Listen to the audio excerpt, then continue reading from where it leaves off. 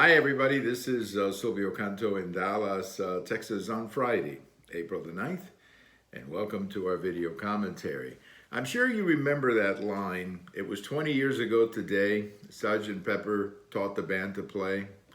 Well, that was, of course, the opening line from that song, Sgt. Pepper's Lonely Hearts Club Band, and the album by the same name. Well, it was 51 years ago today that Paul McCartney announced that he was quitting the Beatles.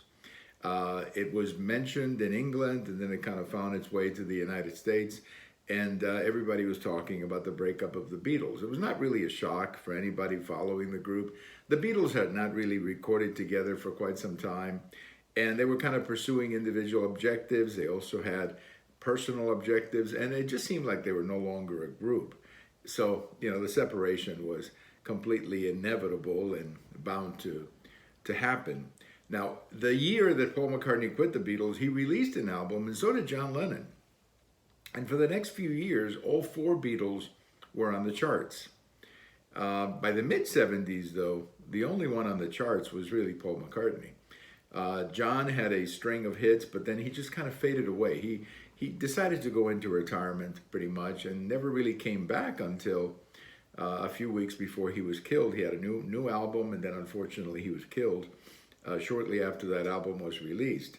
George had a few hits, but he kind of faded away as well. Ringo, the same way. Paul McCartney was really the only one who continued to have a lot of success. He had huge success, actually, on the American charts as well as the international charts with that group Wings that he put together in the 1970s. But whatever they did individually will never match, of course, the work they did together as the Beatles.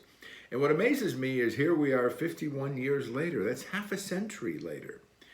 And, we're still talking about the Beatles, which is, of course, a testament to their incredible talent. Now, my favorite Beatle albums are Rubber Soul and Revolver. I thought that was their best musical time.